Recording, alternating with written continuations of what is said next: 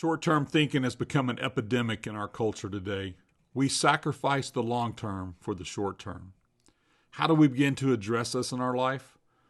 Well, Richard Fisher, a BBC journalist and author of the Long-Termist Field Guide newsletter, has identified 5 stressors that we each deal with when it comes to our short-term thinking. He has captured that in the acronym of SHORT, S-H-O-R-T. The T of that stands for targets, or the metrics of our life. Take a moment right now. Think about that from a personal standpoint and a professional standpoint. What are the metrics that you seem to have to strive after in your life? Take a moment and write those down. You know what? Goodhart's law tells us this, that when a measure becomes a target, it ceases to be a good measure. Too often what we have done is we've let those measures become our definition of success.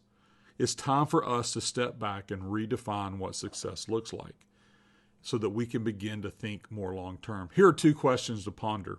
First is this, do your targets encourage longer term thinking, or do they prioritize only present day gains or results?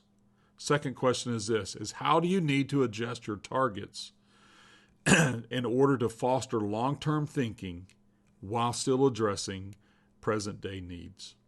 Fighting these temporal stresses in our life, they're going to be a struggle.